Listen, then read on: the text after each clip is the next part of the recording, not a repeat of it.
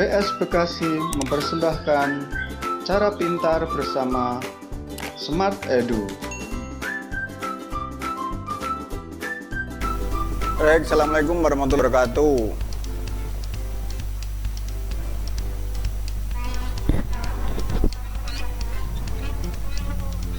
Oke, mari kita mulai lagi pembelajaran kita dengan membaca basmalah bersama-sama. Bismillahirrahmanirrahim.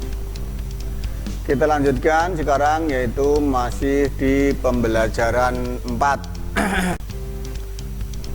Silakan dibuka bukunya, kita akan yang tadi. Sebelum menonton video ini, tombol subscribe dan tombol notifikasinya, mengetahui video-video terbaru di akun ini. Terima kasih.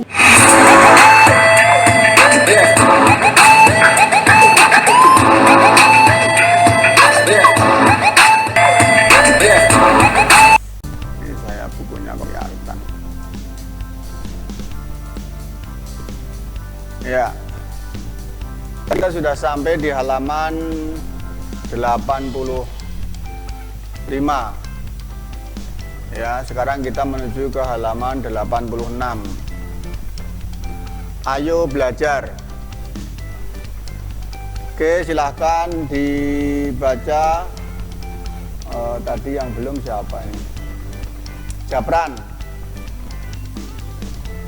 Silahkan baca Japran.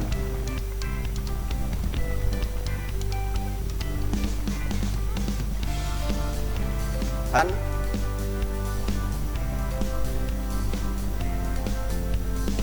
Nggak ada suaranya. Japran nggak ada.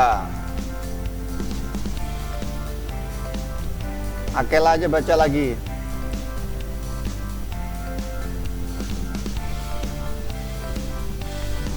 Halo? Nggak ada suaranya sih pada.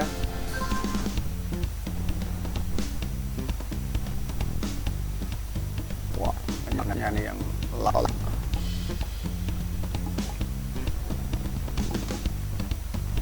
Pada bisa dengar suara saya nggak?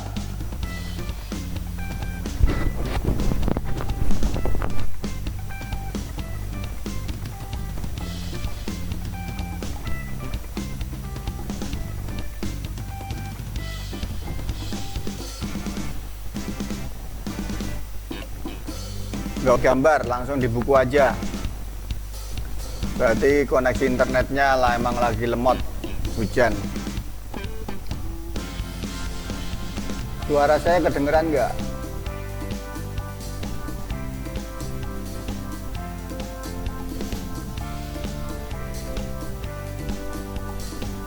Oke, bukan. Berarti internetnya halaman tidak merespon.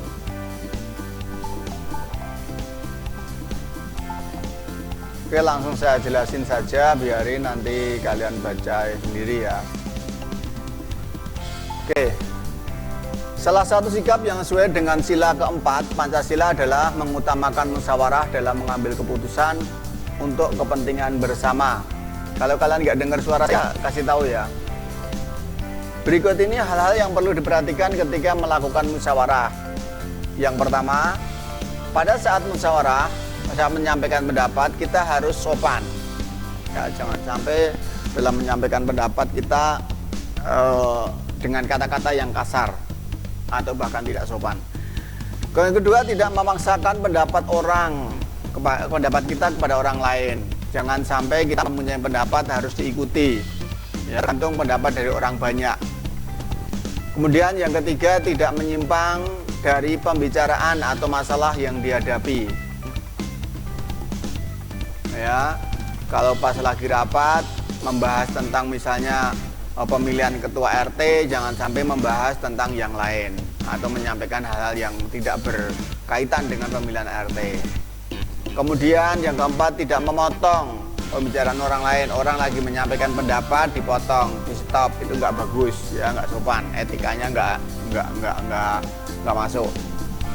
Kemudian yang kelima, isi pembicaraan harus mengutamakan kepentingan bersama, karena di dalam rapat dalam organisasi adalah membahas untuk kepentingan bersama, maka apa yang disampaikan harus sesuai, harus mengutamakan dengan kepentingan orang banyak. jangan sampai hanya memikirkan kepentingan golongan atau bahkan hanya memikirkan kepentingan diri sendiri saja. Kedua, ketika keputusan bersama yang tidak sesuai dengan kepentingan kita, maka kita harus, tadi di depan sudah Bapak jelasin semuanya waktu pertemuan pertama tadi.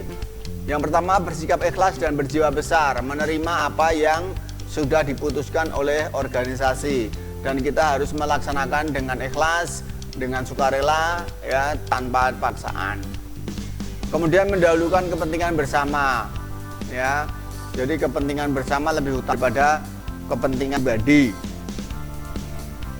atau golongan. Yang ketiga, menyadari bahwa keputusan bersama itu adalah sebuah kesepakatan. Ya, kalau sudah menjadi kesepakatan itu berarti semua harus tunduk, semua anggotanya harus mengikuti apa yang sudah diputuskan di dalam suatu rapat tersebut. Lagi yang nggak mau datang, tidak mau di dalam rapat, ya mau nggak mau dia harus menerima apa diputuskan di dalam suatu rapat organisasi. Kemudian yang ketiga atau yang terakhir, saat melaksanakan keputusan bersama, yaitu harus dilaksanakan dengan sepenuh hati, jangan sampai terpaksa.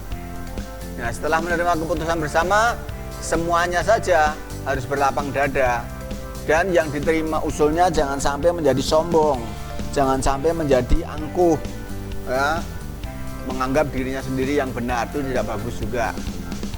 Jadi dalam menerima keputusan, untuk semua saja harus bertanggung jawab, melaksanakan dengan tanggung jawab, dan menerima dengan lapang dada, dengan ikhlas, sehingga di dalam melaksanakan keputusan tersebut bisa dilaksanakan dengan maksimal karena semua untuk kepentingan bersama.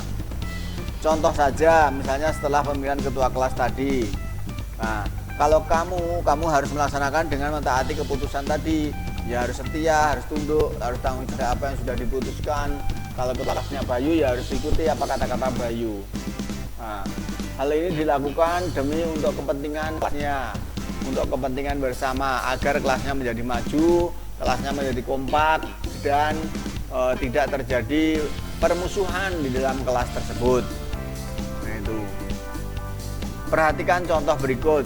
Misalnya di kelas kamu sedang berlangsung pemilihan ketua kelas. Kamu membagi siswa menjadi 4 kelompok. Masing-masing kelompok mengajukan seorang sebagai ketua kelas dengan pertimbangan-pertimbangan tertentu. Setelah proses pemilihan berakhir, ternyata yang menjadi ketua kelas bukan anak yang telah dipilih kelompokmu. Kamu tidak boleh kecewa. Kamu harus menerima dengan ikhlas dan berjiwa besar. Bagaimanapun juga, kepentingan bersama harus didahulukan daripada kepentingan pribadi maupun golongannya. Itu adalah contoh kecil yang terjadi di dalam kelas, bahwa kita harus menerima apa yang sudah menjadi keputusan suatu rapat organisasi tertentu. Itu sikap yang harus kita kedepankan di dalam menyikapi suatu peristiwa di dalam musyawarah. Jadi apa saja yang perlu diperhatikan saat menyampaikan pendapat? Tadi sudah disesuaikan di situ, ada 5 poin, ya, yaitu sopan, tidak melaksanakan kehendak, tidak menyimpang dari jalur apa yang dibicarakan, kemudian tidak memotong pembicaraan orang, dan isi pembicaraan harus untuk kepentingan bersama. Soal yang kedua, apa yang dilakukan setelah menerima keputusan bersama?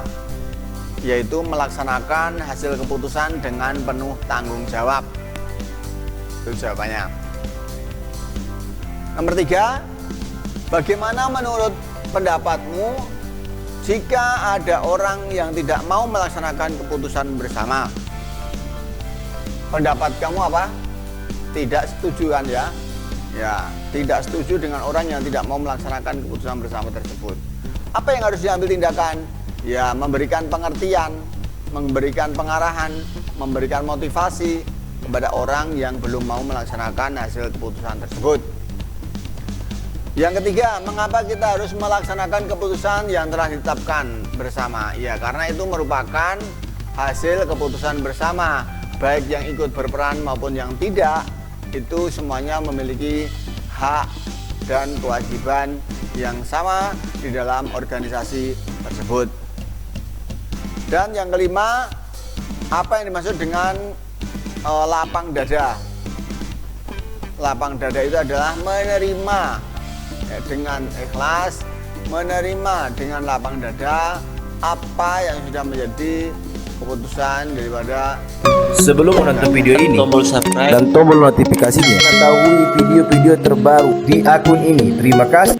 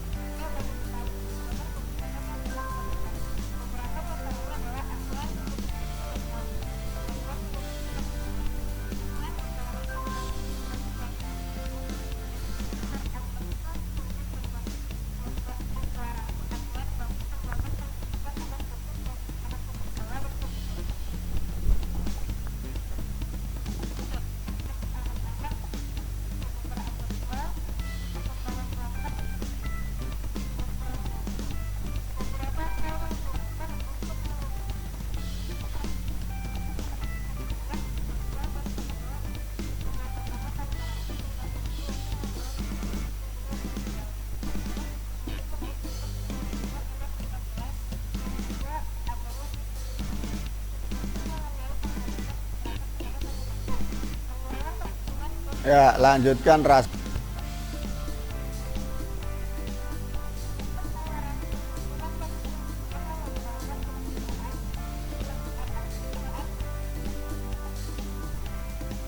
Rasesa.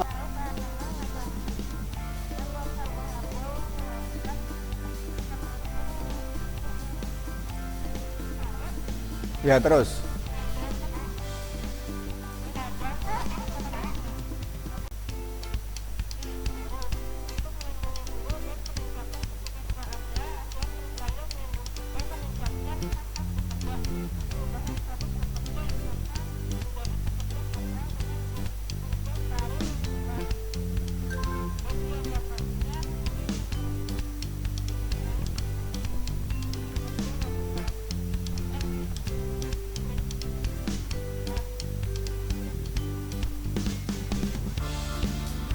Putus.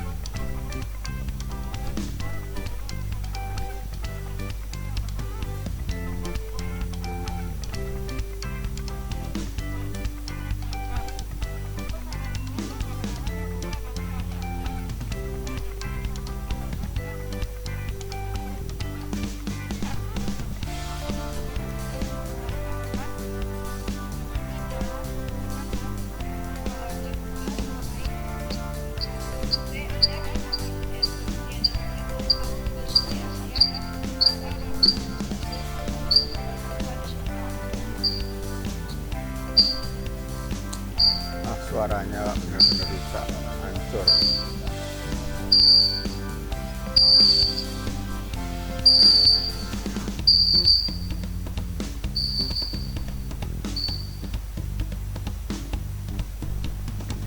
Oke, saya jelasin.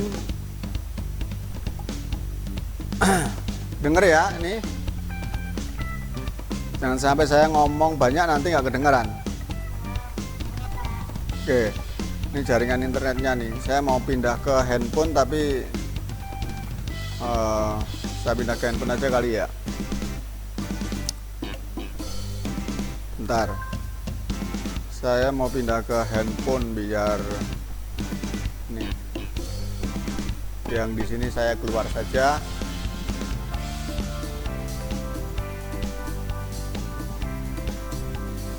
Oke, yang ini saya keluar dulu. Nah, udah. Oke.